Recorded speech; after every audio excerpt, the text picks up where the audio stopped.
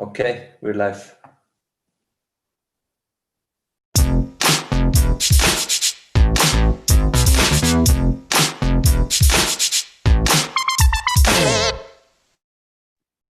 Good morning, everyone. Welcome to the last day of this MLSS. We are very happy to have Maria Schuld with us today. Maria works for the Toronto-based quantum machine learning startup Xanadu, and she's also a part-time researcher at the University of KwaZulu-Natal in Durban, South Africa, where she works in big data and informatics. Earlier, she received her PhD in 2017, also in Durban, for her research on the intersection of quantum computing and artificial intelligence, after studying theoretical physics in Berlin. Recently, Maria co-authored the book Supervised Learning with Quantum Computers, and we are now very happy to hear Maria speak about quantum machine learning. Maria, whenever you are ready. Cool, thank you. Let me share my screen.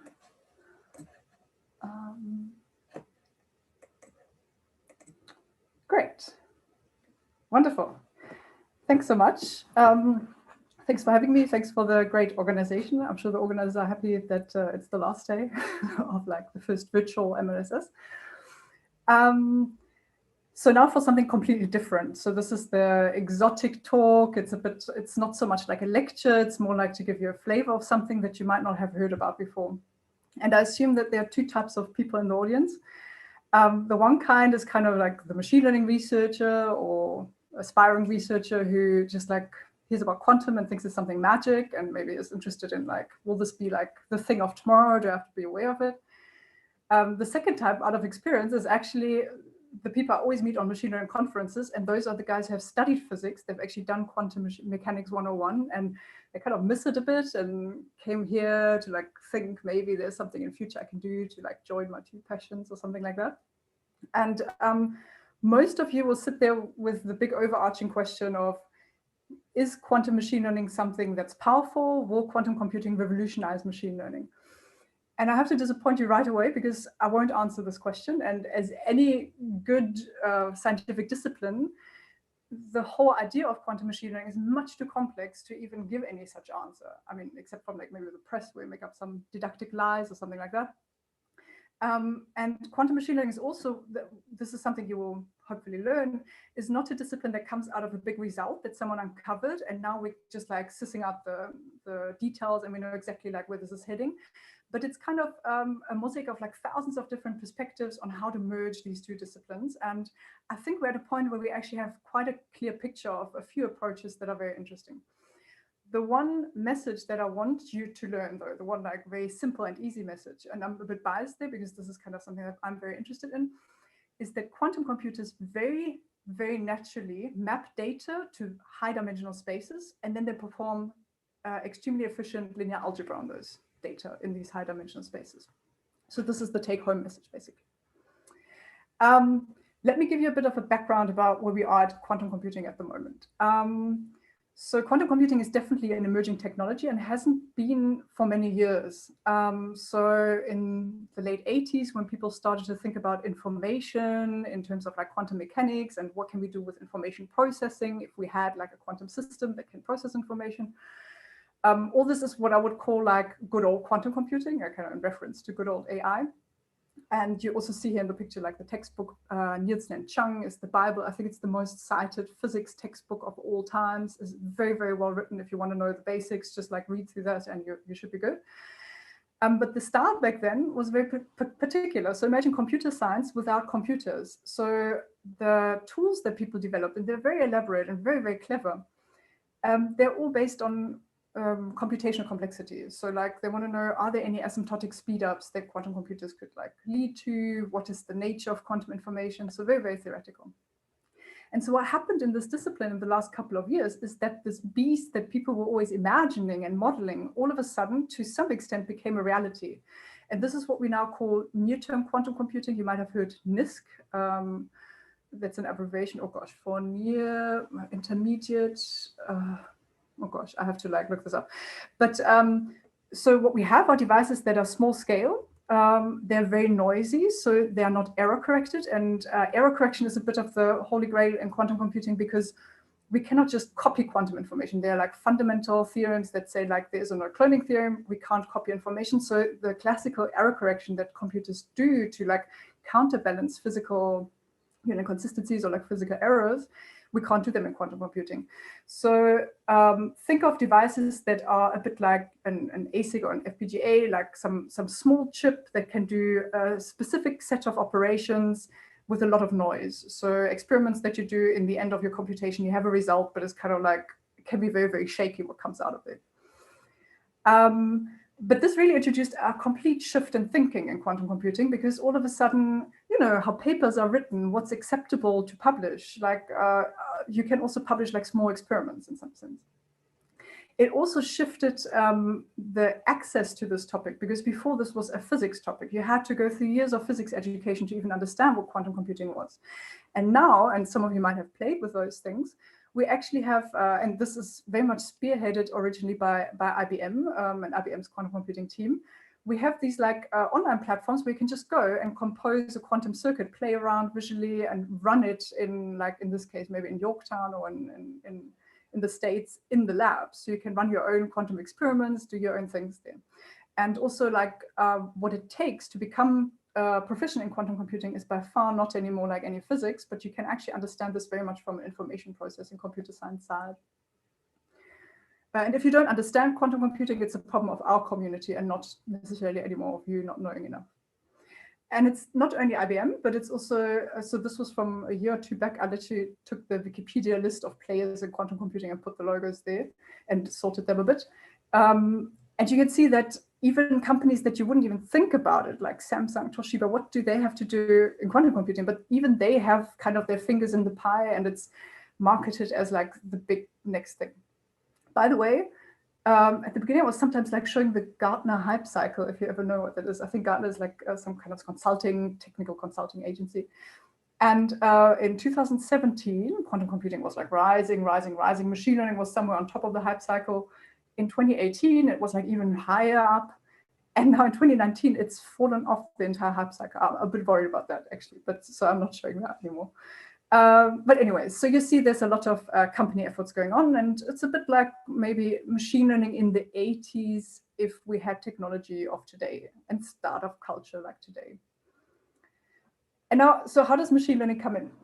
So now there is a lot of money going into building these quantum computers, and what we need is an application, because as I said, we don't have error correction. So all the algorithms that people developed in the 90s and in the entire like time span of the discipline of quantum computing, they don't really fit on these small devices, and they need quite a bit of a different, like they need this error correction to actually run. So what do we need? We need an application that doesn't care about noise, that, to be honest, gives us access to really a lot of money. So because the startups, the companies, they need to like make a business case somehow. And that also is interesting to young researchers and like gets us the people power to actually go into this. And what could be better than machine learning, right? Yeah. But it's more than that. It's also really an interesting question if you think about this, because AI is by now really based on different hardware, and the hardware is what actually enables algorithms and enables models to even be considered. And what happens now if you actually enter two different types of devices? So this QPU, what I put here, is kind of this idea of this error-corrected big future quantum computing that people model all the time, but also those devices that we have now that you can play with. What happens? And just as a quick overview, there are lots of other ways. Sometimes you hear quantum machine learning in kind of like a different context, and people often show this like these 4 quadrants in which you can merge the idea of quantum computing and machine learning based on the type of data you study and the type of algorithm you have.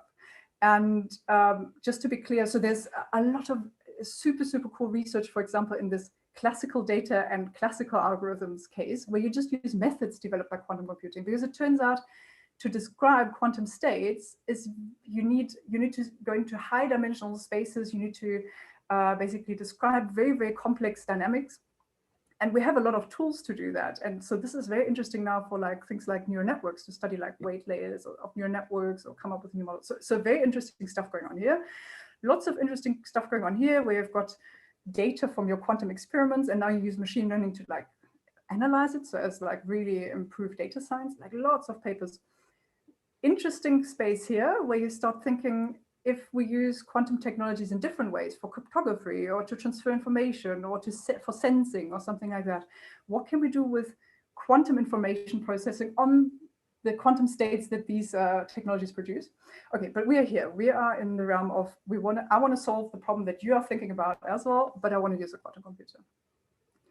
And so lastly, as part of this motivation, I thought it's actually quite nice to do this in like 3 different steps. And these steps kind of reflect a bit also the development of quantum machine learning itself, which is kind of a field that's like 5-6 years old.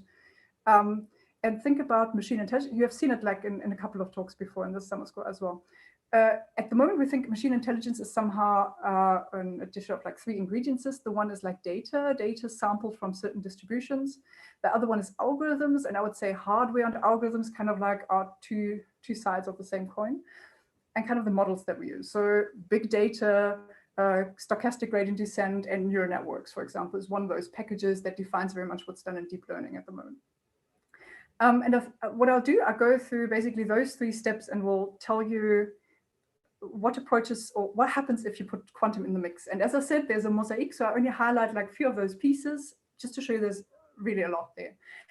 But the topic that's closest to my heart is definitely the models, and this is what I want to lead to. And this is basically the approach that has been very much taken by this near term, what do we do with our new devices? So this is like the stuff that I'm busy doing. Okay, cool.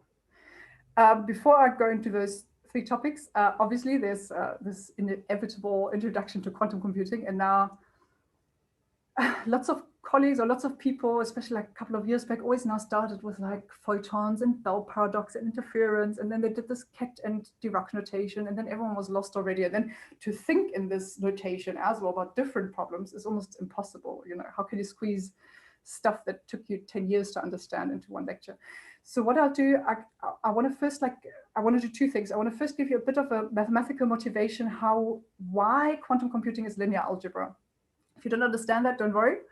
There's a second step in which I will just use pictures. So I will introduce a bit of a picture notation, and that notation is the one that I will use all the time afterwards, where you don't really need to understand why things are that way. I just want you to understand that quantum computing is about, matrices and vectors, and matrices multiplied by vectors, the other way around, and how to read those things. Cool. And then I go into the 3 topics. I hope that the last one will be the biggest one, and that you will all be convinced that quantum computing is actually very, very natural for machine learning. Yeah, are there any questions? Just like ask in between. Okay, cool. There's one question in Q&A already, so you can also see this probably. So the question is, could you please clarify what do you mean by error correction for classic processors? Yes, I have absolutely no clue how classical computers do error correction, but the idea is like if a bit of information is saved in a physical state of your quantum computer, so it will be like the state of a transistor, or like, in simple terms, like having a current or not having a current. And physics is error prone, so sometimes these can flip, or like there can be, even just like an error on your hardware, literally. So I'm not sure if this is true or if this is just a didactic like construction, but think of it that classical computers can just take a bit of information and copy it a couple of times. Then they send it through the computer in these copies. Afterwards, they just take an average vote and says like, okay, one is corrupted, the rest is fine.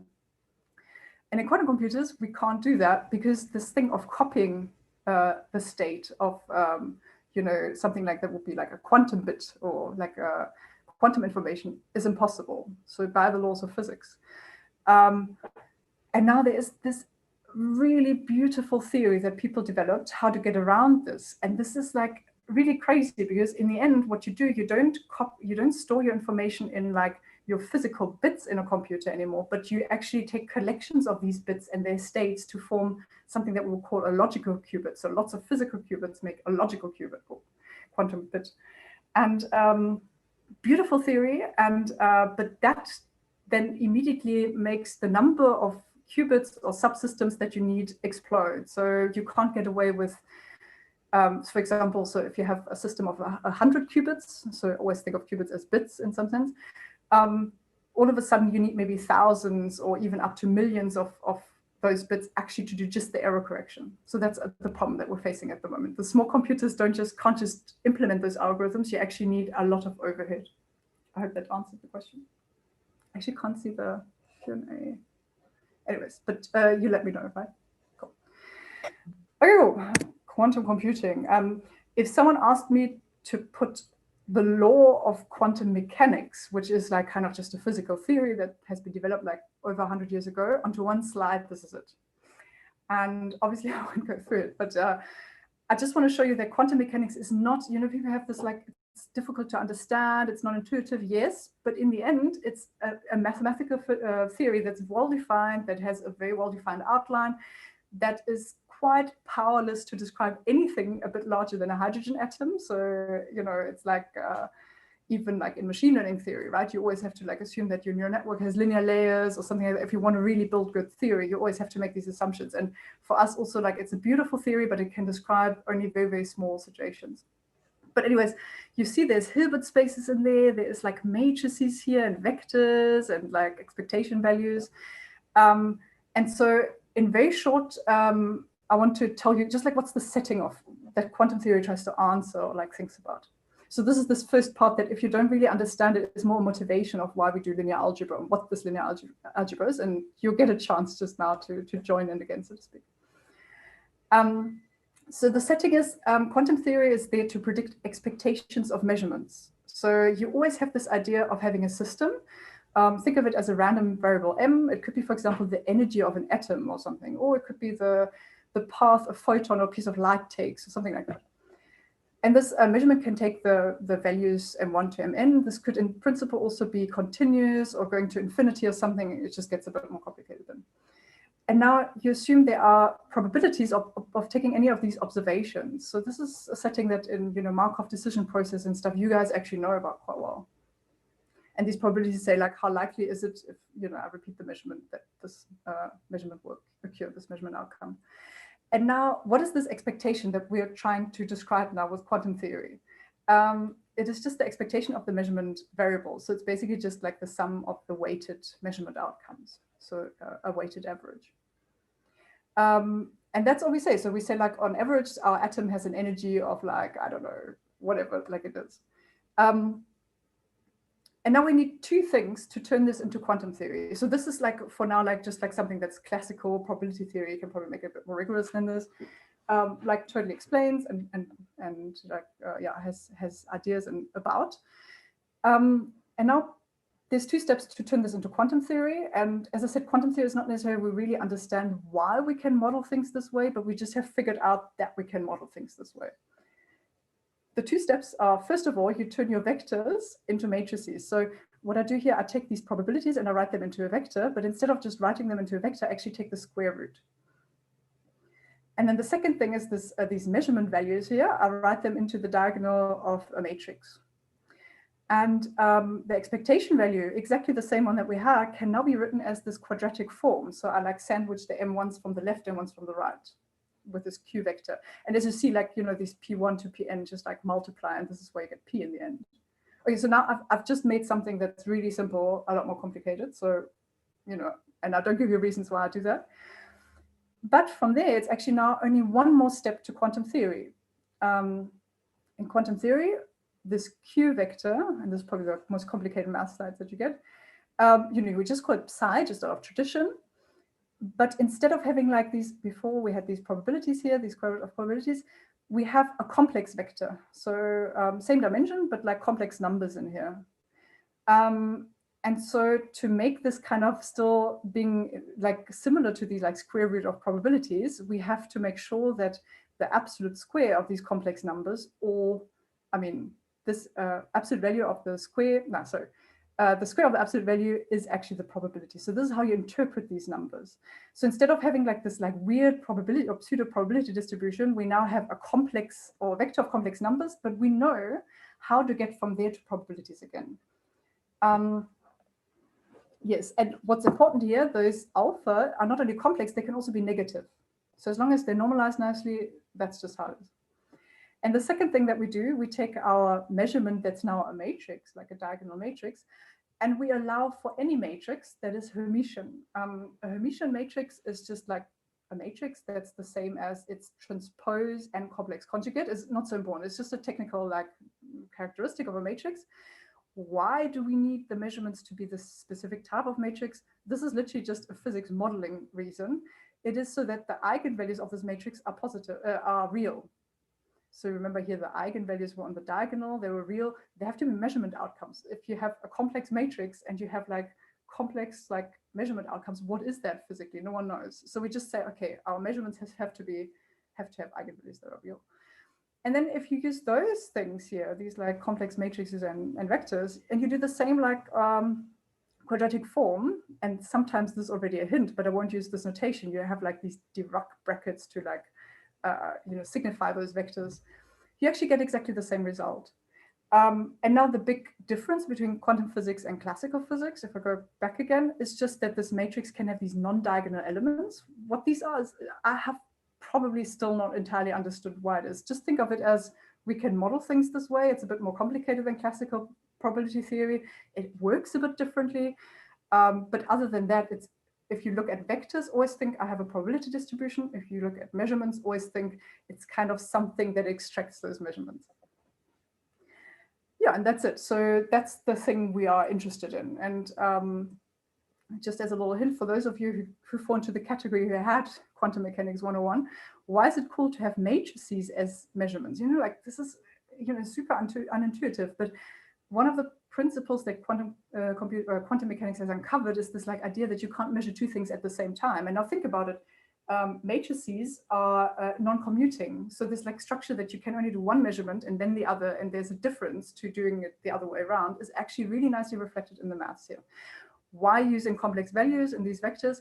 No one has a clue. You can formulate quantum mechanics without complex values. So it's not, physics or nature is complex values or something like that. It's just very convenient. It probably has something to do with the wave nature of things, because, in signal processing, people also use like a lot of like complex algebras.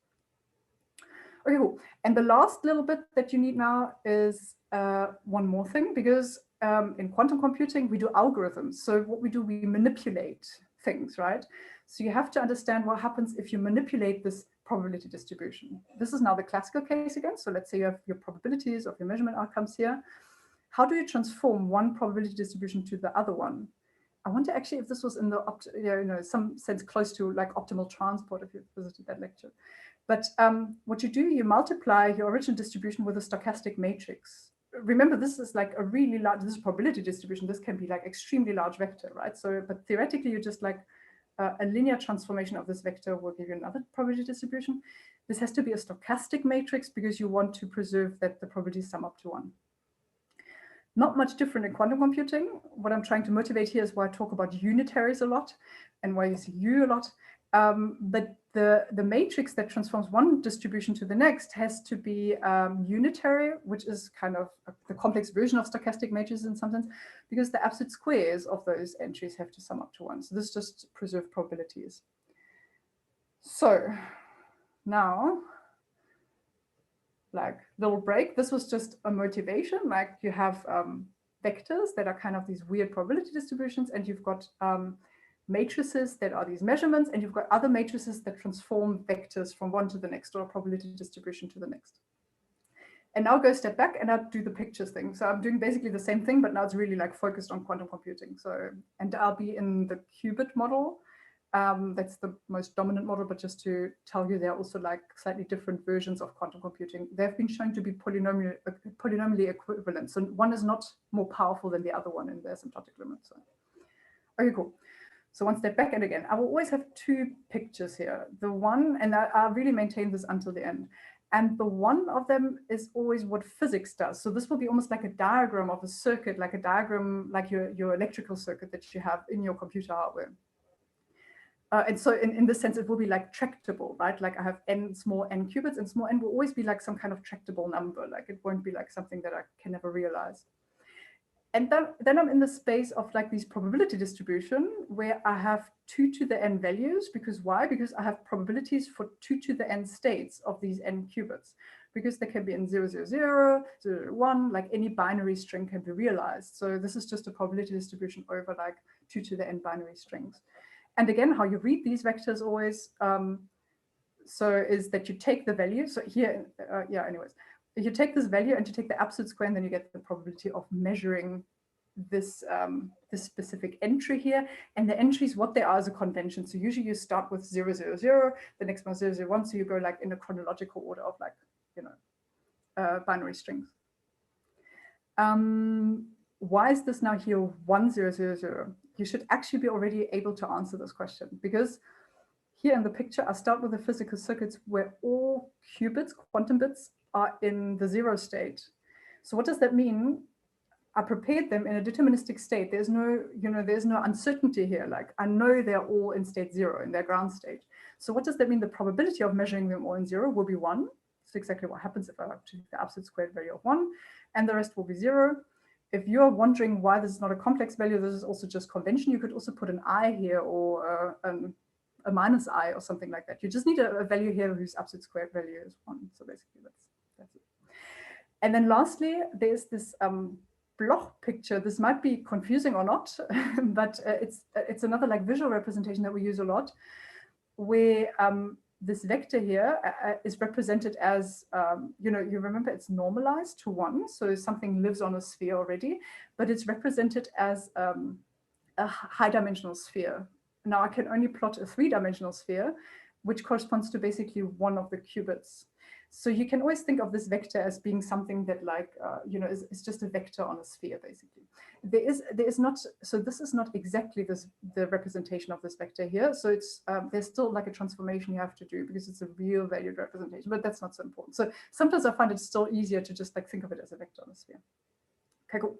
Now we're set up to do quantum computing. Oh yeah. Actually, like I put in these little code examples after every slide because I thought this might be easier for people who think that code can't lie. And the code is programmed now in PennyLane. PennyLane is a software framework for quantum machine learning.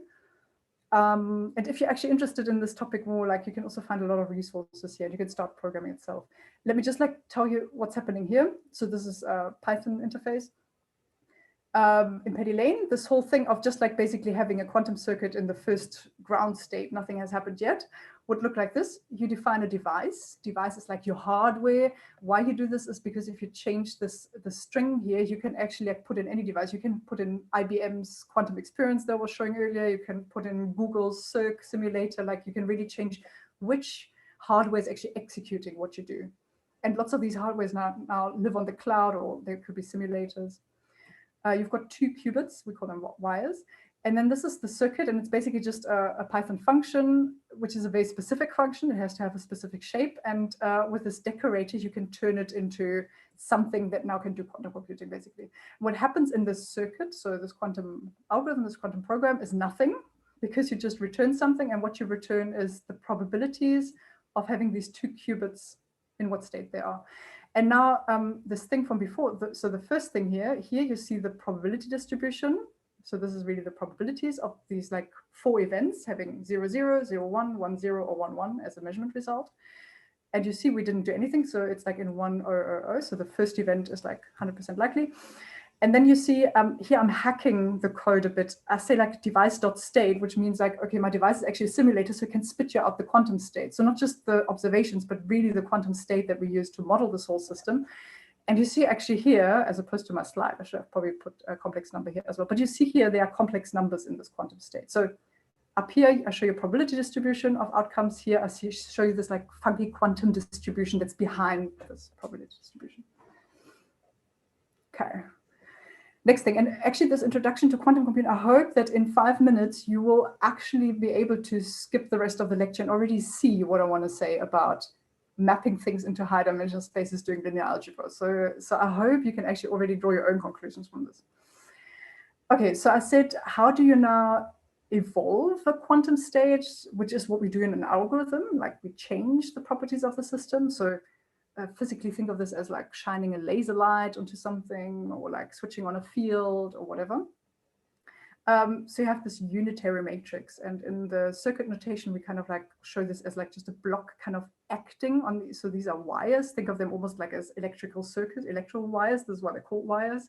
And now we have something that acts on all of them. And this is kind of like just a big evolution, whatever is in the box here. But as you can see, what happens here is just like you turn this like initial state vector into some quantum state, and in this like sphere picture, you just turn this vector somewhere on the sphere, right? Like wherever it is. In coding language, if that's what you prefer, you can, for example, now define this unitary. Remember, this is a matrix that grows exponentially in the number of wires or qubits that you use. So you can't do this. You can only do this for very small circuits here. So for example, this would be a unitary matrix. And now in the circuit, you can just like write it into this quantum function. And that is exactly what you saw in the circuit, what's happening here. And you see that now my probability distribution of measurements outcomes, so this classical thing that I see in reality changes, but also the representation that describes the quantum state, this weird probability distribution, this also changes, and it's still complex values. There's actually no negative sign, but there's just coincidence here. And now there's two things you can do, and that's also sometimes confusing because you can almost run a quantum computer in two different modes. This is very interesting because it's almost like a generative model versus a deterministic model, like you know, in machine learning. So the mode that's actually always realized in you know, in the lab or in your quantum computer that's actually physically there is that you just take measurements. And there's lots of measurements that you could take, but the most popular one that we will always think about is you just measure what state these qubits are in. And then you get results that are binary strings, right? The first time you measure your system, so you apply the circuit, you rotate your state, and they take a measurement, and you get a bit string. You do it again, you get another bit string. So you basically like accumulate these like statistics about your measurements. And they are sampled from a distribution, and this distribution you should know now you can read out of your vector. You take your let me call this actually from now on the state vector. So this is the quantum state that we'll call the quantum state. It tells you the information about the distribution with which we can expect to see like measurement samples happening. And you know the rule how to go from these like complex numbers now to probabilities. So this is just a transformation. So this is like kind of the generative mode. Oh, it's like beeping. And in your code, you know, this is the same code as before, but the only thing that I changed here now, I don't give out probs like the probabilities, but now I give out samples from our quantum computer. Don't worry so much about this Pauli Z. This is basically what we called M before. This is the type of measurement. Pauli Z measurement is the one that measures are we in state 0 or 1. Actually, it does something slightly different. It asks are we state in -1 or 1. So the 0 is often like out of technical reasons interpreted as a -1, but I mean, that doesn't really matter. So if you execute this circuit now, you get, for example, oh, sorry, actually, there's a little mistake that I have to fix. You should actually get 2 measurement results. You should get, oh no, sorry, hang on, here.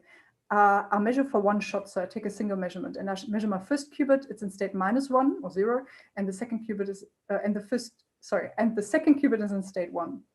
But again, there's some state that describes this probability distribution in the background, and this is like the state here, which is again like the one that we had before. So we're just sampling from this distribution basically. Okay, now there's the second mode that we can run our quantum algorithm in, and this is the one I will think about a bit more because it spits you out a deterministic result, and that is if you measure and then you average. And this was what I said before, is these expectation values. The expectation value will be something that's deterministic. It will always be the same for a system. It's nothing that, you know, it's a stochastic value. And what you see here is also what I like in the motivation had already as this quadratic form. So how do you compute what this measurement plus averaging does? You take your quantum state that you have on the right, you take it on the left, you complex conjugate it and transpose it. That's not so important. So you have a quadratic form, and then you have the measurement is a matrix that sits in the middle. So even if you don't understand anything about quantum computing, what is important for me here is that how do you compute results of your algorithms, or at least these like deterministic measurement results where you average, is you take this funky distribution and you just compute a quadratic form out of it. So that's basically the message. And obviously now you can take, this is just, as you can see, a quadratic form. The outcome of a quadratic form is just a scalar value, which is this expectation that we, you know, that we get from the measurement. And now you could, for example, threshold it. You can say like, is it larger than 0 or smaller than 0? And what you get, and this is why this block sphere picture is so nice, you kind of like turn your vector to some place, and then you start like thresholding in this block sphere. So you get like a decision boundary in some sense. Okay, and lastly, I know this is like a bit longer, but I think this is quite important actually. Lastly, there are 2 operations or things. Oh no, wait, I've got one more step, I think. Oh yeah, wait, sorry. You can change from sample to expectation value. So it's just the output of the algorithm that you change, and then you get I think there's a little bug in here. I have to like actually recheck the code. Anyways, you can try it yourself. Okay, cool. There's one more thing that is actually very standard. I never apply this. Okay, I never apply this big unitary. I apply a small local operation. So it's very hard actually to say like, oh, this is my big matrix that I want to like change my distribution with. But it's very easy to say something like, my one qubit, I want to turn it a bit, or my other qubit, I want to shine a bit of light on it. So the operations we apply in the lab are usually like, this big matrix chopped up into like smaller ones. And so what you get in this quadratic form is basically like, you take your initial state, you multiply it by a matrix, you multiply it by another matrix, you multiply. So it's just this concatenation of matrices. And this will be important because I will compare this to a neural network just now, or a bit later. Sorry. So there was a quick question, how do you compute the average? Oh, okay, so in the simplest case, so let's say you just measure a single qubit, you just do a measurement, let's say 1,000 times, then you have 1,000 bits that you get out, right? And then you just like take the average of those bits. So you say like, you sum all of your outcomes. Let's say your outcomes are like a lot of zeros and a lot of ones. And then you just compute how often did you see the one on average. So you get probably a value of, for example, 0.6, which means 60% of your measurements had an outcome of 1, 40% had an outcome of 0. So that's the expectation that I'm talking about.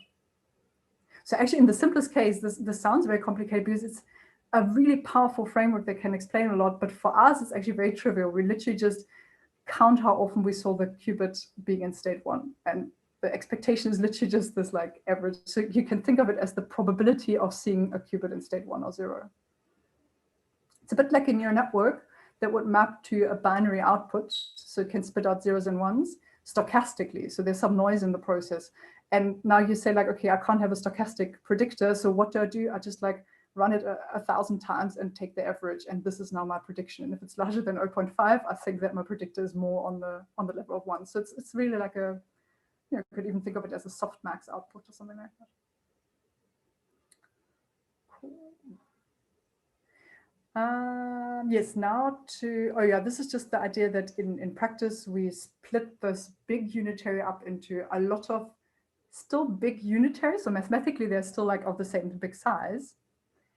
But physically, they act local. So this is a bit like, actually, this is the whole thing. I mean, I'm doing this for so long. I'm dreaming about this idea to translate between a physical space that is like, of the order of 100 qubits or 10 qubits, and a mathematical representation that's of the order of 2 to the 100 or 2 to the 10, right?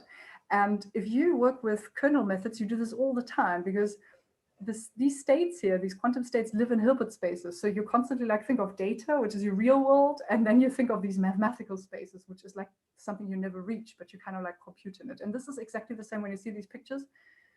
This linear algebra happens in intractably large spaces, and this physical stuff always happens like, in tractable space. Okay. Now, the two things that are not in your standard textbook for quantum computing, this is 2 more ingredients that we kind of need. One is super cool, and is you can train quantum computations. I mean, why not? Like quantum computations are in some sense just, you have a physical parameter and you control this parameter, you tune it to realize your algorithm. So it's this big insight from, something that people do since like 100 years, but like it's this insight that you can use this for information processing, that it's interesting out of machine learning, that you can actually take these physical parameters that define what unitaries you apply, how you change your distribution, and you can actually learn them, you can train them. So for example, to make your circuit now in the code depend on a parameter, this function here, this quantum function that represents your circuit, can just take this phi, which is a tunable parameter, and some of the gates, so these are like different of the small gates, they have funky names, they sometimes come from physics, sometimes they come from computer science, like C0, and but there's some gates like Rx, which is a Rx rotation, we call it, can be now parameterized. And this means you can train it. So you can formulate a cost. So your algorithm gives you a result, you formulate a cost, you start like doing all the tricks. And by the way, so this is why I also show the code, because you see that actually, Penny Lane as a quantum machine learning framework looks very much like PyTorch. You can actually also use it with PyTorch. I'm not showing this, but this is now like the NumPy interface, but you can also like set up everything with PyTorch and then use a PyTorch optimizer here. But you see, like I take an initial value, I define an optimizer, and then for like a couple of steps, I just train my quantum circuit, in this case, like on a simulator, because default.qubit is kind of a simulator that ships with penny lane. But it's exactly the same stuff that you're doing all the time. And secondly, what I haven't spoken about, what's still missing, I think, in your mental picture of understanding a quantum circuit to be actually like any other machine learning model, is we need kind of some data, right? We need some inputs.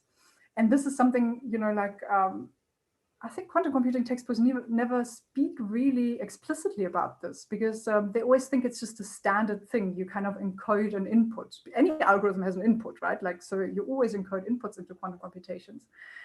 But if I have learned anything in the last like 7 years of doing this stuff, is how you encode your input is almost the entire algorithm. And why is that the case? And I think you will already be able to understand this, although I haven't even like spoken about quantum machine learning. So think of the input encoding just as you start with this initial state, which is 0, 0, 0. Everything is just like in the 0 state. And now start playing with my qubits, but I play with it with an evolution that depends on an X on some input. In most quantum algorithms, this X is just a binary sequence. So we always think of our inputs, I mean, you know, like in a normal computer also, everything is like kind of binary, right? So we think of it as a binary sequence. And in most cases, what people do to encode inputs, they just flip some qubits. So if your binary sequence is 0, 0, 1, you just flip the third qubit. And that is your input encoding, like it's just a standard routine.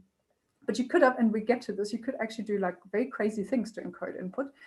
And what I mean by encoding input is probably better explained in this mathematical description.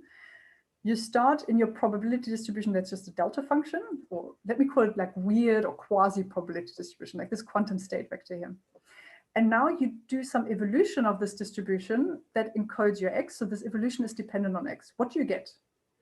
You get a distribution, or this vector, quantum state vector in Hilbert space. You get a distribution that depends on X. And very, very suggestively, I call this phi of X here, because in my mind by now, information encoding is basically something that maps data into a Hilbert space, or maps data to a feature space. If you interpret X as data point, like it maps X into a feature space. And this is this thing that I think my colleagues would like not find so, I mean, this is really a very biased comment here, but in my mind, this is the crux of quantum machine learning, is to understand that anytime I associate physical parameters with data or with inputs, what I'm actually performing is a feature map, if I want it or not. And how this feature map now looks like depends very much on what this is. And we go through a couple of possibilities in the last part. But so this is already like half the thing done. And now I add this ingredient that I told you before about that you can train these circuits. So you can train this feature map. You can train which features in this really large dimensional space you address. You can train what you do after the feature map. So your measurement, or like, you know, like, so it's really a very versatile framework, or something interesting is happening there, I think. By the way, it took like a long time to get to this result. It sounds like very trivial now, but even to think about it this way is not, I think it's not, yeah, has taken a long time. What have I done here? Okay, I just added like an input. Interrupt you for 2 more questions. Oh, sorry, I forgot. So the first one is about the notation. So the question is, how do the ket psi and ket 0 correspond to each other? Psi is a complex vector, but 0 is a scalar. This was not clear. Oh, okay, cool. So can you just help me? Are you talking about, let me just get this picture here. How do this corresponds to this here? Yeah, I think that's the question. Okay, cool. Yeah, actually, like this, I'm cheating here a bit, right? Because I say I don't want to use the ket notation, but then in this picture, I use it anyways, because this is just like how you draw it. I think I personally want you to forget about this ket notation and just like think of it as a symbol of a physical system that can be in 2 states. So think of in a classical physical system that can be in 2 states would just be coins, right? You could have like just like n coins here. And this ket notation for all matters or purposes are just like a physical system that underlies the laws of quantum mechanics that can be in 2 states. But a lot of it is actually really the same. So how does this kind of like correspond to each other? This here is a probability distribution of finding these physical systems in different states. So if this is an n-bit binary string, there are 2 to the n different possibilities. So this is basically just you know, a probability distribution basically over a Bernoulli trial, but a bit of a weird probability distribution. That's what I'm saying. this is actually the absolute crucial question, right? So because to translate between the two is exactly what will kill your mind, like if it hasn't done that already. Yeah. But if you think of vectors, think of probability distributions. If you look at those things, just think of physical systems that can be in different, configurations, basically. Yeah. Is there anything else? Yeah, then thank you. The second question is what is the yellow block for the measurement that we see? Does it include some operation on the qubit? Yes. No. So this is actually a very tricky question. For all matters of purposes, think of this just as being, you manipulate your quantum system here, and now you literally just like observe it. And then in this yellow block, we observe it and we do a little bit of classical post-processing, which is this averaging. So what I observe is like a sequence. First measurement is 0, second measurement is 1, third measurement is 0, and so on and so forth. And this classical post-processing would be just to get the average of those results. So yellow for me is always measurement and average. Actually, in your classical computer, the same thing happens, right? You start with a circuit that has a certain, currents going through it. Then you do something with the circuit, and then afterwards, somewhere you will have to observe it to turn it into something that you put on your screen, right? So it's not so different to a classical computer. So why I'm a bit hesitating is mathematically, you could obviously just, if you consider this matrix to describe your measurement, you could just extend it and merge those purple ones into the yellow one and just say it's a different measurement, because you will still have a Hermitian matrix. So mathematically, this is totally fine. So the border between algorithm and measurement is actually very fluid. So this is why I was stumbling a bit, but we don't need that complication here, I think. There's a quick follow-up. I think the question is how you would describe the yellow block mathematically. Oh, I see. So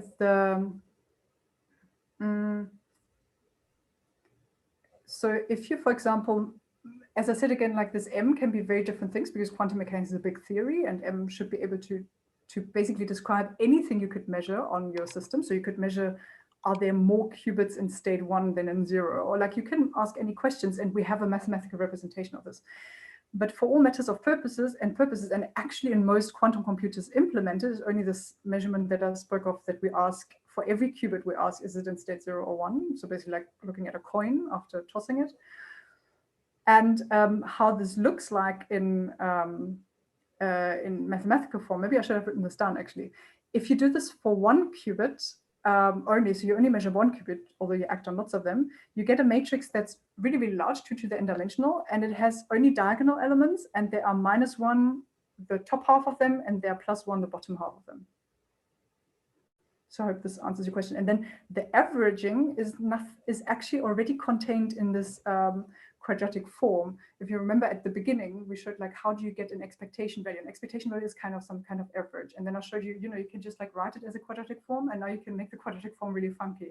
And that's what we did. So whatever comes out of this block here is described by the scalar here. Okay. Yeah, I think it's clear now. Cool. At least maybe I should actually give you an example of how this thing looks like. Yeah. Okay, cool. I know I spent a lot of time on this, but I think I'm actually done with it. Yes. So now I'm doing now 2 things. So, I remember I said okay, I want to look into data and then algorithms and then basically the stuff that I'm really interested in. Why I want to do the other 2 things before, and I know they might be actually confusing. They might be very confusing because since this is a bit chronological, the first thing that people did to think about quantum machine learning was obviously something that's very close to quantum computing, that's very close to what people have thought up in those 30 years, and which is really involved. The second thing is still very close to quantum computing and has only very little machine learning in it. And now the third thing is very much inspired by machine learning. So I think the third step of thinking about models will be much more familiar with you, and I've suggested already quite a lot what is happening. We train quantum computations and these feature maps. But I still, it's kind of for the sake of completion and also to give you a feeling of how this evolved. I want to go through those other bits as well, but I only highlight them.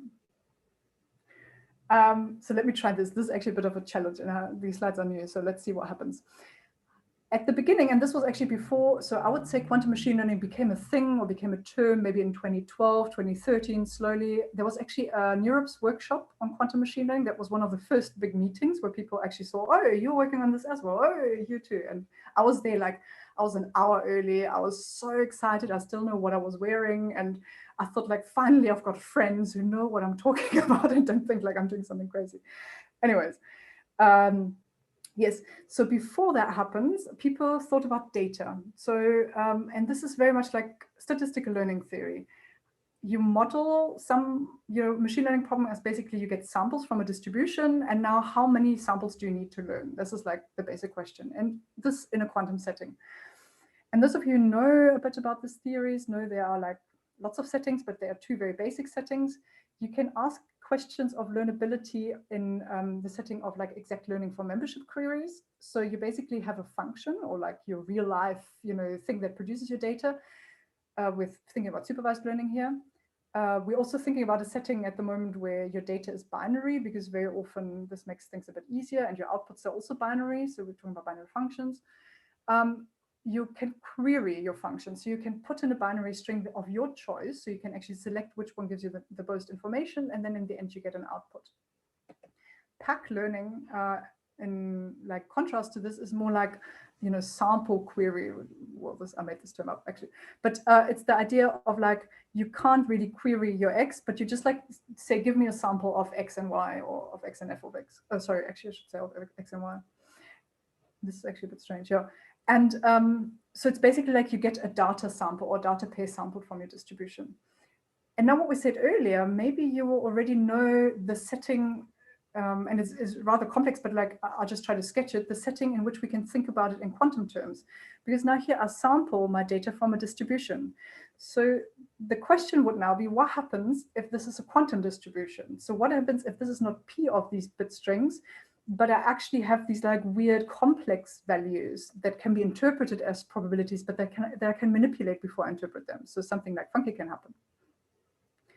And so this is what this picture is supposed to say, basically. Oh wait, no, I skipped over the first one. I actually want to talk about this like sample oracle, because it's a bit easier to interpret. So I interpret my like data to be sampled from this quantum state vector, which is also in some sense a probability distribution. But there's one catch that I allow to be done on top of this. And I want to try to explain this with this circuit picture. I hope that you can read it by now, in a sense that you can understand this. You have like n qubits. You interpret the first n-1 as your input qubits, so like being those bits, and the last one as your output qubit, being the y. So I don't know why I write f of x. And now you apply a quantum algorithm that changes the really trivial distribution of the first couple of qubits to prepare some distribution over those measurement results. So it kind of, in some sense, prepares a distribution over those first n-1 bits, which are my input data. I interpret as my input data. Then I have the next quantum algorithm that computes the f of x from x. So I know this might blow up your brain, but just don't worry about it for now. What I have in the end is a probability distribution over the entire input-output pairs.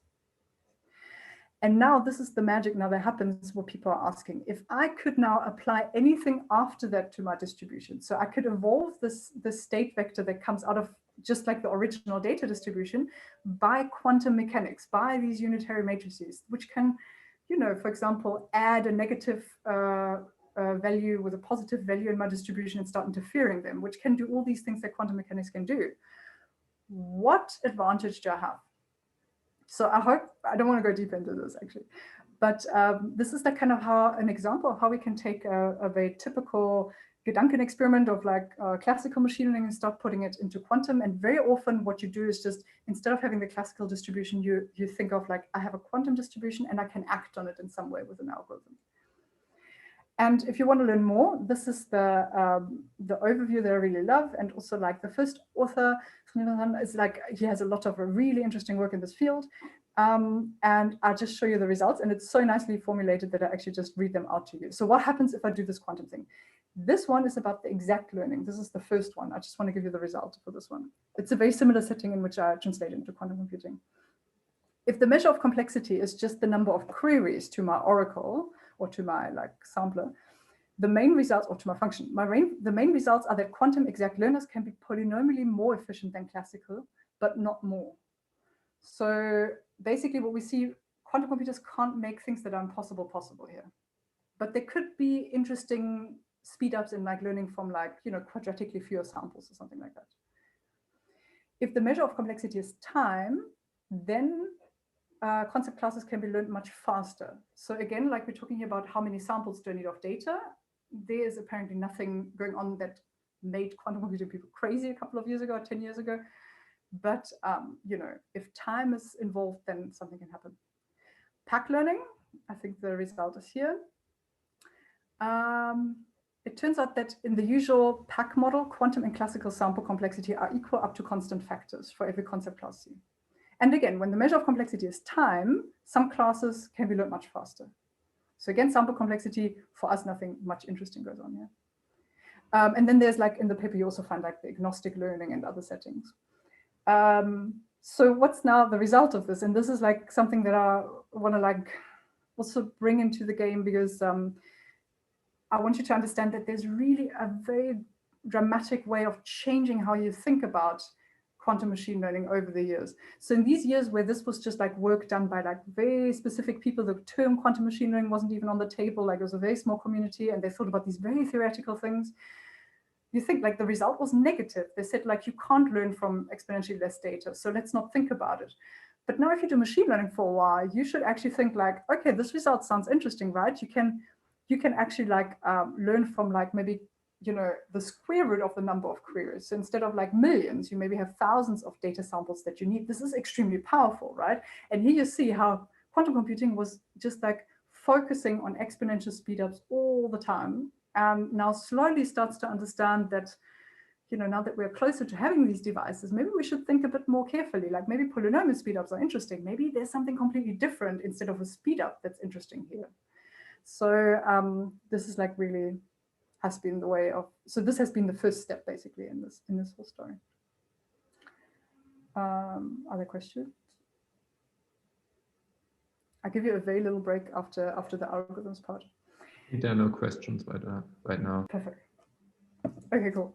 Yeah, once I'm rolling, I'm like, it's like difficult to stop. I could probably talk for hours about this. Anyways, okay, the algorithms part.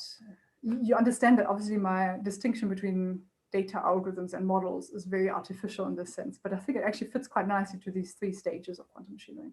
The algorithms would be now the stage in quantum machine learning where people start, meeting at NeurIPS, having a bit of a community, thinking a lot about what can they do.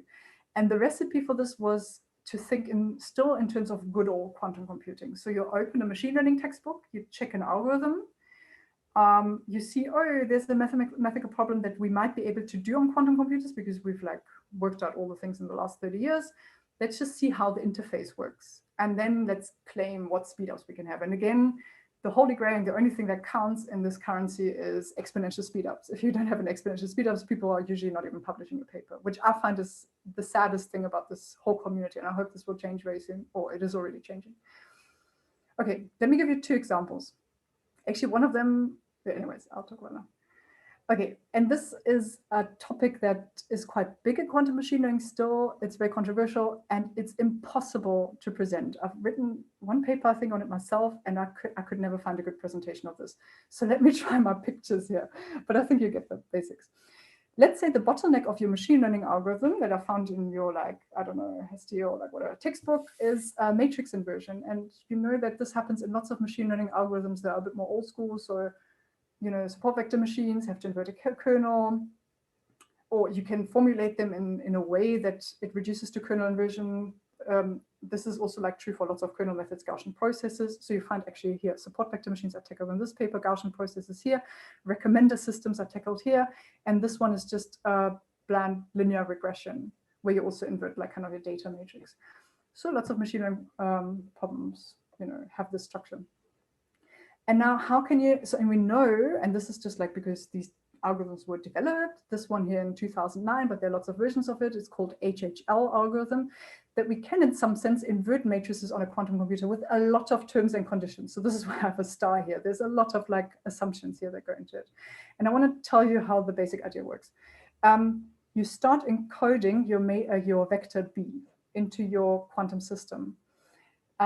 What this means here, now let's go into this like high dimensional space and look what happens. You have some kind of quantum algorithm, which is described by a matrix, where you take B and prepare a distribution, this quantum distribution, that entry-wise like is equivalent to B. So what have you done here? You turned a vector B into a system that is described by a probability distribution whose like probabilities are the entries of B, which is really a bit of a cool thing, you know, that you can just think of this. Like maybe this is also interesting classically.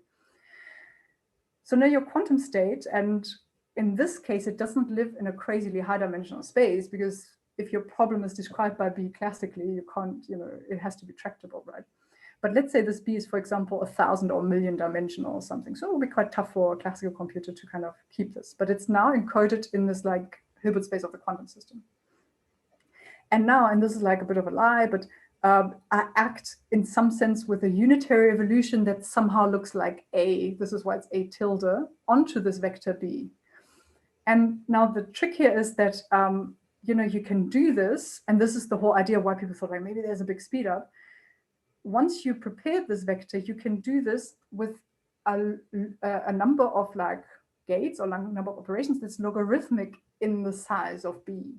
So we hope that if you have a 1,000,000 dimensional vector and then a 1,000,000 by 1,000,000 dimensional matrix you want to invert, in a quantum computer, we will hope that the core of the algorithm would only like take you like maybe 10 operations, or of the order of 10 operations or something like that. So that would be crazy, right? And then afterwards, you have to do some magic, which is like standard quantum computing, but quite involved, to invert the eigenvalues of A that you have access to in your quantum computer. Sounds a bit crazy, but you remember that the eigenvalues were kind of measurement results. So in some sense, like quantum mechanics is built around eigenvalues of matrices. So this is like what you leverage there. And what you get out is a quantum state that is equal to X. X is A inverted A times B.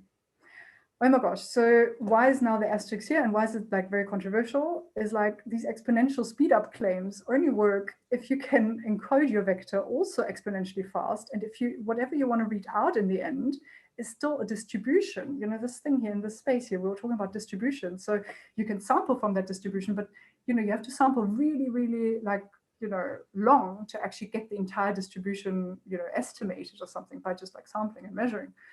So this is a problem, and the output is maybe not so difficult, because you could say, okay, my machine learning algorithm maybe it just spits out a bit of information, so you can get around this. But the beginning is very tricky, and then this is where the proof lies in the pudding, and people have like started to think about oracles of how you can like load data. Then there was an 18-year-old grad student, Evin Tang, she came and just like proved that all these super complicated methods you can do classically, not all of them, but some of them. So this last paper was proven to be able classically. So it's a big mess. If you ask me, I think exponential speedups in the size of the data is crazy to think about. There's actually a paper that says even in statistical learning theory, you can show that it's not possible. But I think this is like this blindness of like quantum computing, that we have always looked into exponential speedups because these were the only currency. But you even have to touch every feature of your data to load it into something that can load it into a quantum computer, and then you get a linear dependency on the size of the data. So how can you get a logarithmic dependency on the size of the data? This is crazy. So in my mind, I kind of like got a bit out of this debate, and I think it's the wrong approach, but this is very, very personal. So this is still going on. Question? Cool. Okay, let's about this.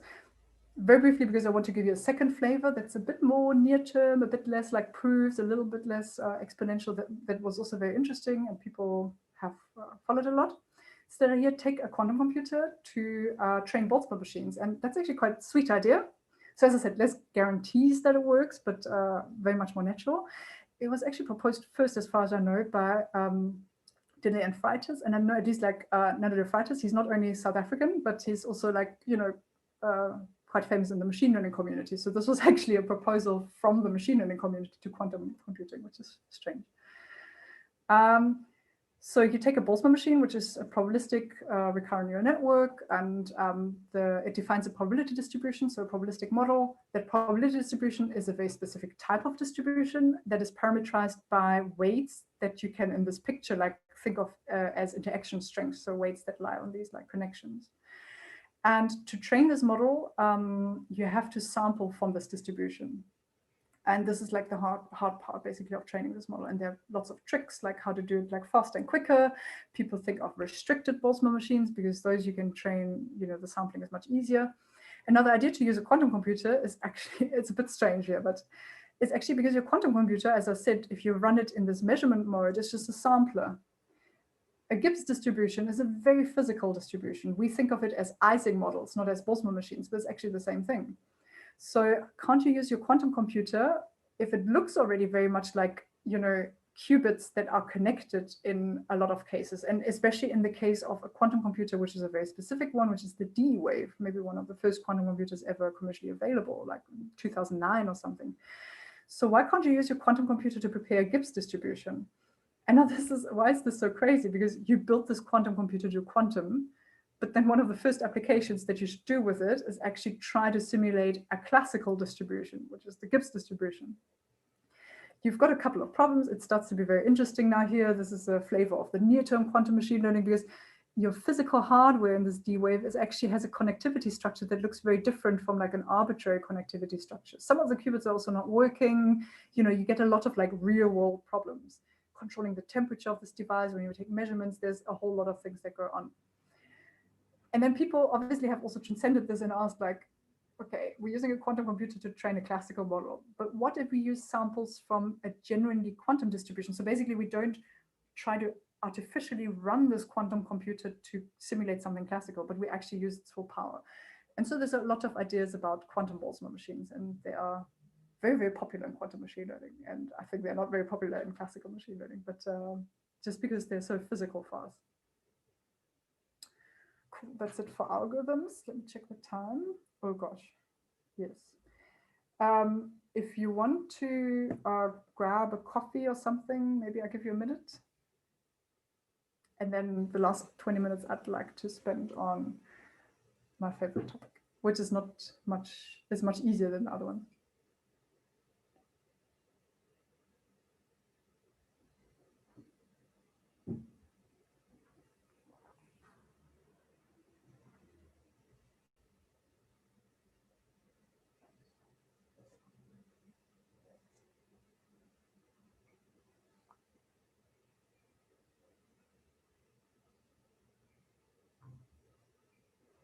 Okay, well, that was probably not a minute. But... okay, I'm sure you'll catch up. I'm actually only repeating that as one. So now, okay, maybe also like just to give the background until people who actually really took some coffee can catch up.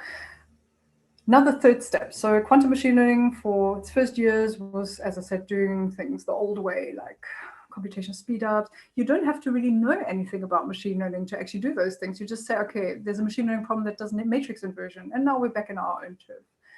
And me personally, I was very frustrated by this for a long time, and then thought a lot about you should actually do it the other way around. And this is what like the whole community actually did then, not because of me, but like because I think everyone was frustrated. And the idea is the following: we start having these near-term devices, these new devices that work a bit different. They're a bit smaller, they're a bit strange, they're very noisy. So now what can we actually do with those? So, and sometimes this would mean inventing new algorithms. So basically think of the device as a machine learning model, and this model doesn't exist in classical computation in this sense, and then start to analyze this model. How can it do machine learning? What is it good at? How can we interpret it with like the theory that is there in machine learning? And this is kind of this like third approach, which I would call the near-term approach to quantum machine learning. And if you read a paper and you get very confused why this is one big field, sometimes just knowing that there's a near-term approach and a good old quantum computing approach helps you to actually understand, okay, this is from there, this is from there. Before I start, like the serious problem or a very interesting scientific challenge here is the following. If I have a model that I cannot really implement in anything but very small proof of principle experiments. Why? Because if I use classical computers to simulate my quantum systems, they very quickly get to limits of their capacity, because how classical computers, unless you use tricks or you have more information given, simulate quantum systems is literally by just like, memorizing this like 2 to the n dimensional vector. Think about it. If you have 100 qubits, this vector has 2 to the 100 dimensions. It's more like than particles in the universe or something like that. So very quickly at about like, if you really push it 50 qubits, if you do your own experiments on your computer and you really want to wait long, 15 qubits. If you want to do some quick prototyping, you can go down to 5 qubits. Anything else, your classical simulations won't be able to like emulate. That's the idea of quantum computing, right? Again, with lots of tricks, you could probably most computations speed up a lot, but this is definitely not general. And now, okay, then now real hardware, as I said, is noisy. So these experiments, you can also really do them with like 5 qubits or 10 qubits. And then in the end, you have a result that's, like really noisy. And also the data that you use for your quantum experiments is like something like ARIS. So we do like literally experiments on 4 examples from the ARIS data set, and then we probably even throw away one of the 4 features, so you only have 3 or 2. And everyone laughs about this, and how can you really know if these models work if you can't really like experiment on anything interesting? So I wanted to highlight this because this is really a scientific problem that we have to solve. How do we actually approach this? And in the last year, I've been like falling in love with theory a lot again, because I say like, okay, if we can't really test those things and we can't really do what you guys do these nice benchmarking tables without like really laughing. Honestly, lots of papers still do that with like ARIS or bars and stripes data. But we have to actually go to theory. We have to build strong theory, and this has to be a new theory. So this is like kind of what we're seeing more and more happening at the moment. Okay, spoke a lot, but I just want to like now give a little bit more meat in the last couple of minutes to this idea of interpreting quantum computers as doing a feature map and a linear algebra. And also like training. So these were the 2 building blocks that I said in the end, like you can train quantum computations. And this is maybe the bigger picture. You actually have this feature map. So like with this first operation that depends on your data, you map stuff into your feature space. And if you look at this already, like to most of you, will look like a quantum machine learning model, because this whole circuit, this whole like process here gives rise to a function f of x, comma theta, so it's basically like exactly like a function that any machine learning model has to perform. This was first, I think, observed in those 2 papers in a very similar way, and there's a very nice summary now about it in like this last paper. Oh, by the way, these numbers here are all archive identifiers, right? Okay, what do I want to say? Okay. Now, the first step that you actually have to do, the first homework that you have to tick off, if you have this idea of, okay, let me just use my entire quantum computer as a machine learning model. I interpret the measurement results as predictions. I use the state preparation or the encoding step to feed in data, and I tune my physical parameters. What do I first have to like look at? And the first thing is, how do we actually really scale the training? How does training really work? In the first iteration, what you can just do, you can just use numerical methods to train things like black box optimization, like, I don't know, simplex methods or something like that. So you run your quantum computation maybe twice, you shift the parameters a bit, and then you kind of like estimate gradients and look where you go. However, we learn from machine learning that any optimization algorithm in high dimensions that scales needs to have gradient information. I think at the moment, there's absolutely no alternative to this. So the big question is now, how can we get a gradient out of a quantum computer? And the problem here is that, let me actually like try to like illustrate this with this bigger picture. The problem here is like, if we like one day imagine you have a big machine learning pipeline, you pre-process your data, you apply a neural network, and then maybe you build a quantum model on top, then you have another neural network. So this is what we really want to envision in the end, is like this big hybrid computation. And now you want to do backpropagation, or you want to do automatic differentiation through your entire pipeline. And now you've got this quantum node. This quantum node kind of stops the whole thing, because if you don't know how to get a gradient out of this, then you can't do the backpropagation to the classical models either. So what's the mathematical problem? If you sit down and try to compute, I mean, you can just do the maths, right? You write this, the formula for the expectation value, you know how it depends on your parameters, there's some mathematical expression, you can try to compute a gradient. What's the problem?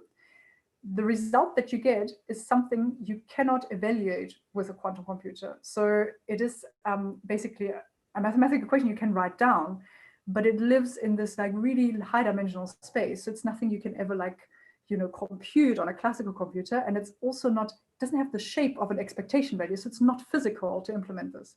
And here was the biggest breakthrough in that probably will, you know, be very significant for quantum computing in the future anyways, besides quantum machine learning. You can actually run a quantum computation twice. And what you get out of it is the analytic gradient. I know this is a bit hard to get your mind around, but what happens is this. You kind of like run, if this is like box here is your quantum computation, and you want to differentiate with respect to this like parameter that feeds into this one gate that is just called G. It turns out you can just run your quantum computation once shifting this to the right and once shifting this to the left. And then you take, sometimes you have to weigh the two values that you get out of this. So you get a value out of this, a scalar value out of this, you take the difference between the two. And what you get is actually the analytic gradient. Now, if you look at this, it looks very much like a finite difference rule, if you know what I'm talking about, like where you just like wiggle a bit to the right, wiggle a bit to the left, infinitely small, and then you approximate a gradient. But what's important here is that this S is not infinitely small. It's actually a macroscopic value. It depends a bit on your gate. There's a whole set of rules that you have to know about this, but it could be something like pi over 2, for example. And the second thing that's different, it's not only like, you know, big enough that we can actually use it nicely on noisy devices, but it also gives you the analytic gradient. So you get the exact gradient. If you're completely confused now, this is what I want to say. If you put now, this piece of research shows that if you put a quantum computation into a machine learning pipeline that you want to do automatic differentiation with, you can do that. We have a way to do it. And it only involves, for most cases, to run your quantum computation twice, changing a parameter slightly. Okay, let's take away. There's a whole lot of really interesting work on optimizers. For example, there's a version of quantum natural gradient that looks into these like Hilbert space spherical coordinates and looks like how can you make a natural gradient algorithm out of this. There's another, I think Jonas might actually be in the audience here from the first paper. There's another one that looks at, you know, if you measure, you introduce stochasticity. We know that stochastic gradient descent is stochastic, and then we put stochasticity on top. Can we also like show that like gradients are unbiased estimators of the true gradient and stuff like that? So there are like papers that play with this. And now here I just want to like now show you that, you know, how active actually the research is, and that quantum computing is sometimes a bit different because the problem is unfortunately not solved yet. There was this really nasty observation a few years back that shows or can prove for models that are a bit abstract, that are a bit like artificial. It's a bit like using Gaussian distributions in classical machine learning, right? It's not reality for data or something, but you can really calculate with this. So we're doing something very similar here, which is called T-design. And you can show that if you have a lot of qubits, so more than 10 or 20, for example, so in this regime, you start actually having vanishing gradient problems. So if you take a random initialization of your circuit, you compute this gradient that I was talking about, it will be almost 0. This has to do with the concentration of measure in high-dimensional spaces. And it's not entirely clear what to do against this. So there's a couple of ideas of parameter initialization methods. And as you see, so we're playing a bit of a different game here, and we're starting now to explore what's actually theoretically possible and what's not. So this is a big problem, interesting work with research question. And now I want to conclude with like so now we kind of have optimization out of the way. We know we can optimize our algorithms, so that's fine. Now we ask, what model classes do these circuits actually give rise to? Because you can close your eyes and just say, oh, quantum is magic, so it will be something crazy, but it's not. It's actually, we know the maths, so we can, it's linear algebra, so we can actually calculate this. And most people still think of neural networks. So they constantly write papers on quantum neural networks, and there are different flavors of those as well, and stuff like that. But from what I said, I hope you can now immediately see why I personally think this is not a good idea. It's the following. If you plot you write a neural network in the same like mathematical notation that I've tried to like establish here. You take an input, which is a vector, and then you multiply by a rectangular matrix, and then you apply entry-wise nonlinearity. So this is kind of the structure of a neural network. If you think of a quantum circuit in the same notation, it kind of like just this feature map. You could still like, do it so that your initial vector is just X, so with a couple of tricks. But what you do afterwards, you just apply like linear operations. And it's extremely hard to put these nonlinearities in there. You can put them in ones with tricks like measurements, and then you post select and you do lots of things. But to do them in this modular structure is extremely unnatural for quantum circuits. So this is why I think you can say quantum circuits in some sense are unitary, which means linear, completely linear neural networks in a high-dimensional feature space. This might be interesting for theory, but I'm not too sure if you can now understand the power of quantum computing from this part here, the purple part, the neural network structure. There's a couple of games there you can play. So for example, if you know that this quantum operation, this gate corresponds to this matrix, and this matrix is somehow corresponding to a layer in a neural network, you can ask, how does this matrix actually look like if I interpret it as connections? And then you can draw, for example, for qubit gates, so it's a bit blurry, the connectivity, and you see these matrices are very symmetric. So quantum circuits are not only linear or unitary neural networks in feature space, but they're actually also highly symmetric weight layers in some sense. Is this good or bad? I don't know. That they're unitary could be interesting because there's some research on unitary matrices avoiding vanishing and exploding gradient problems. So there's a lot of interesting stuff you can do from this analogy, but I don't think it's the right way. Let me skip those. I think the right way, and this is now the final message basically, is our kernel methods. And so just as a little reminder, maybe most of you will have heard the lectures by Arthur, that actually I found also super interesting. Like I was really listening and thinking like, oh gosh, oh yeah, I know, oh, can we use this or whatever. So just as a really bad summary of kernel methods, the mathematical way to think about kernel methods is that you take your data, you take a feature map and project them into a really, really high dimensional space. You map them into a really high dimensional space. And there are two elements now that you can think of. You can think of a kernel, which you can think of as a similarity measure between two data points in your original space. And you know that the kernel is equivalent to inner products of vectors in this feature space. Secondly, and this is a bit more complex, but just to very roughly summarize, you can think of actually functions or classifiers in the sense, or machine learning models as being like inner products between some function or some vector in this vector space and your projected data. So if you think of it as a linear model, you project your data into that space and then you apply a linear model, which is kind of like this linear decision boundary here.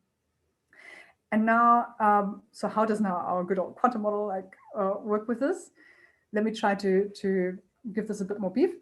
So the first part where you encode your data, you map it to this like distribution, which is just a high dimensional vector in a Hilbert space. So same thing. And it's like high dimension means like 2 to the n, where n is the number of qubits. And then remember this measurement was this like quadratic form here. And let me now like just do a couple of steps of maths to show you that this is very similar to this thing here. If you just like kind of like put this as a quantum, interpret this as quantum states. And these steps are, so this is something you just need to know. One type of measurement is basically to measure something that's called the overlap with another state in your quantum space. And you can write this just as an outer product of two quantum states. So, and like also these like probability distributions, so other states in this Hilbert space. This dagger here is just like the, complex version of a transpose in some sense. So you also complex conjugate, but that's not important. So this thing here you can write as the absolute square. This absolute square always comes into quantum theory, and a lot of quadratic speedups actually depend on this. So this is like the weird part. Absolute square of the inner product of this like weight vector, you could say, or this linear decision boundary, and your data projected into the feature space. So in this sense, any quantum algorithm that has this measurement, and this is very, very frequent and very common, is in some sense like, a linear model in feature space. And then the last bit, so maybe just to give you a couple of examples if you're not confused enough, of what feature maps we actually naturally have very easily, although we can build like very crazy ones, but take the easiest ones. I told you that lots of quantum algorithms, what they do, they have a binary input, let's say 101, and what they do, they flip qubits. So they flip the first and the last qubit. And what that means, you map your input, your binary input, to a vector that is like a standard basis vector in this high dimensional space.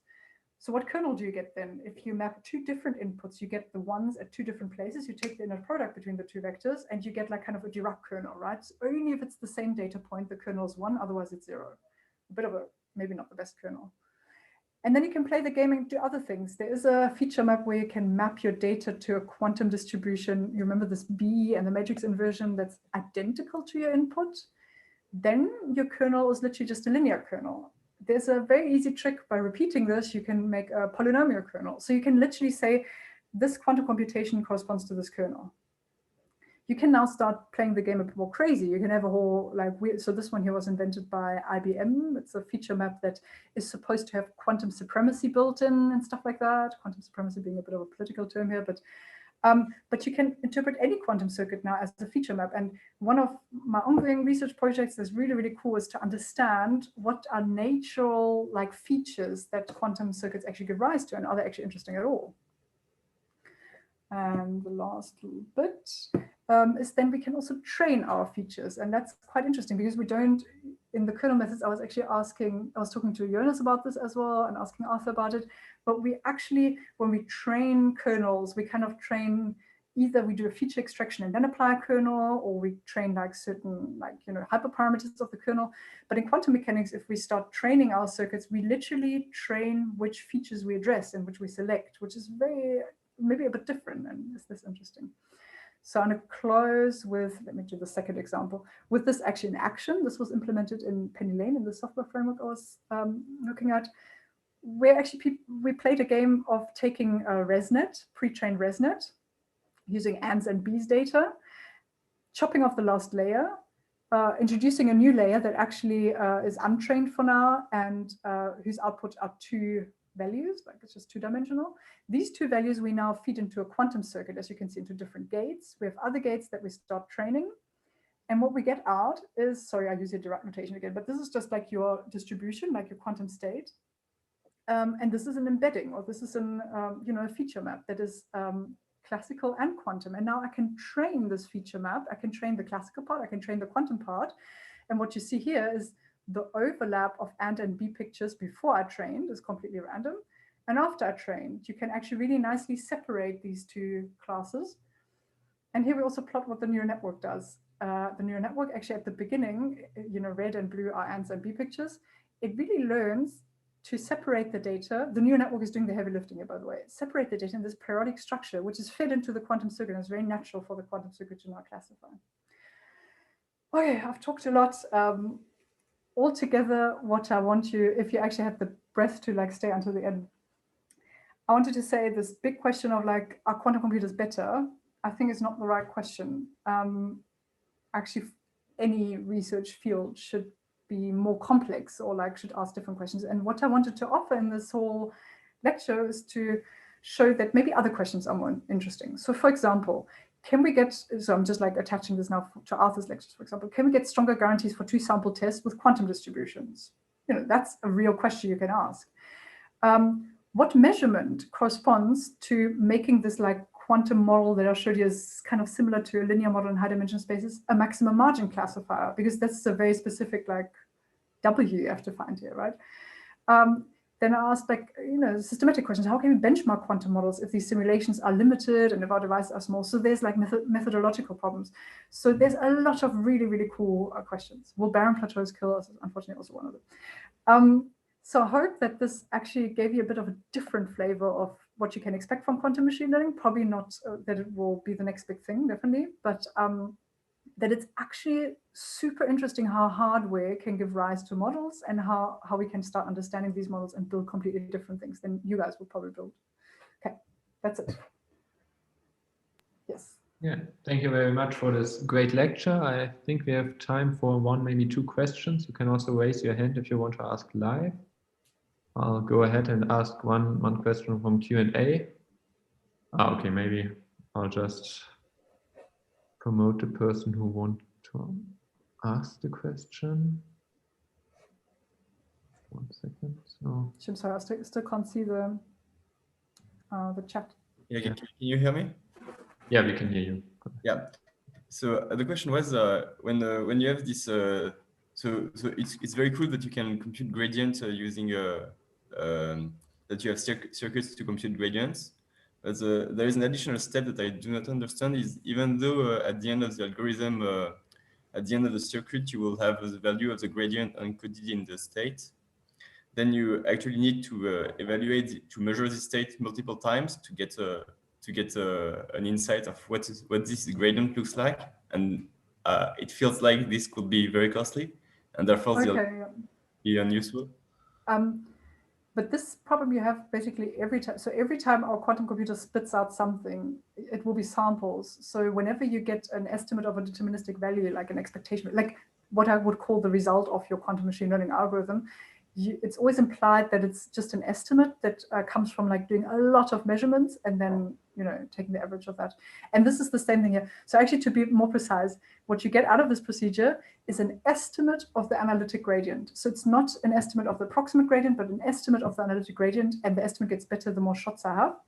Shots is like measurements. But practically, this is not such a problem because you know, like usually if you play with the IBM experience, like 10,000 shots, even 100,000 shots cost you like maybe half a second or something like that. We're still trying to like, you know, shrink this.